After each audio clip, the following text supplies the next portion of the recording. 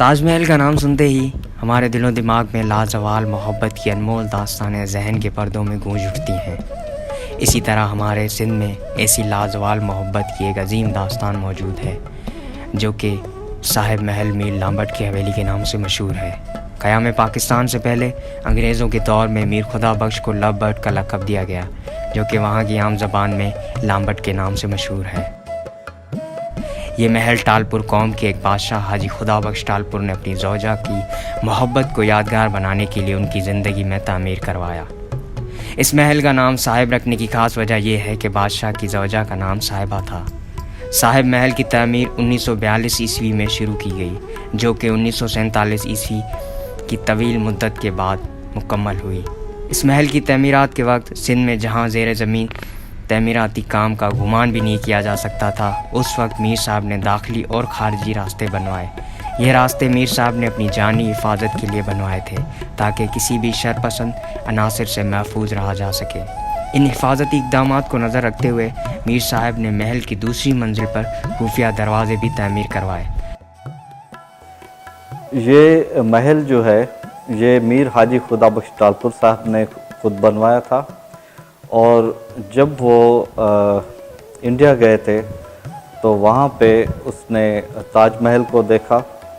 मीर साहब अपनी वाइफ से बहुत मोहब्बत करते थे और उसी को गिफ्ट के तौर पर उसने सोचा कि अगर इंडिया का बादशाह अपनी वाइफ को एक खूबसूरत महल उसकी ज़िंदगी गुजारने के बाद उसको बनवाया था, लेकिन मीर साहब ने सोचा कि मैं अपनी वाइफ को उसकी ज़िंदगी में लाइफ में ही उसको ऐसा गिफ्ट दूं।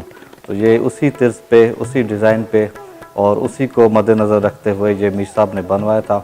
ये तकरीबन 5 से 6 साल के अंदर ये कंप्लीट हुआ है। इसका काफ़ी बस यूँ समझें कि ज़्यादातर जो इसका मटेरियल है, जो दरवाज़े लगे हुए हैं, जो ग्रिल है, जो फर्नीचर था या जो भी है, अक्सर सामान इसका बाहर से आया था और ये दरिया में आते थे सामान। तब वह बेड़े चलते थे और जहाज़ चलते थे, छोटे छोटे बड़ी कश्तियाँ चलती थीं, तो उसमें ये सारा तकरीबन मटेरियल इसका वहाँ से बाहर से आया। यहाँ पे आपने जो भी चीज़ देखी होगी, अगर कहीं उस पर मोनोग्राम लगा हुआ होगा तो वो बाहर का है, यहाँ का पाकिस्तान का अक्सर नहीं है। हाजी मीर खुदा बख्श के 4 फर्जंद और 2 बेटियाँ थीं। मीर साहब की छोटी बेटी, जिससे उनको बहुत लगाव था, कुछ अरसे बाद उनकी वफ़ात हो गई, जिनकी तदफीन में मीर साहब ने अपने महल में ही करवाई ताकि सुबह शाम उन्हें देख सकें। ज़िला बदीन में साहिब महल जैसा कोई दूसरा शाहकार नहीं। तमीरात के लिहाज से टंडोबागों के गांव खटारों में ये इमारत अपनी मिसाल आप है। साहिब महल 2 एकड़ की एराज़ी पर तामीर किया गया है। महल के अंदर एक नायाब स्विमिंग पूल भी मौजूद है। ये महल 3 हिस्सों पर मुश्तमिल है, जिनमें एक रिहायशी स्विमिंग पूल शामिल है। रिहायशी हिस्सा 3 मंजिला है, जिसमें 7 कमरे, 10 हमाम, 4 बरामदे हैं। 7 कमरों में से 2 कमरे ज़ेर ज़मीन हैं, जबकि पहली मंजिल पर 3 और दूसरी मंजिल पर 1 कमरा तामीर किया गया है, जो कि आलीशान महल की खूबसूरती में 4 चांद लगाते हैं। इस महल के अंदर एक तहखाना भी है, जिसके 2 रास्ते हैं, एक महल के अंदर, दूसरा बाहर की जानिब है, जिसे खुफिया रास्ता भी कहा जा सकता है।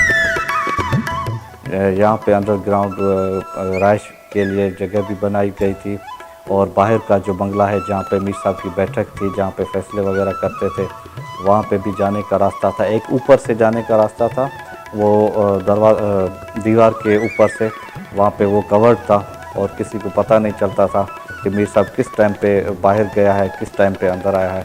तो उसने अपनी सिक्योरिटी के हिसाब से इसको सेट किया था।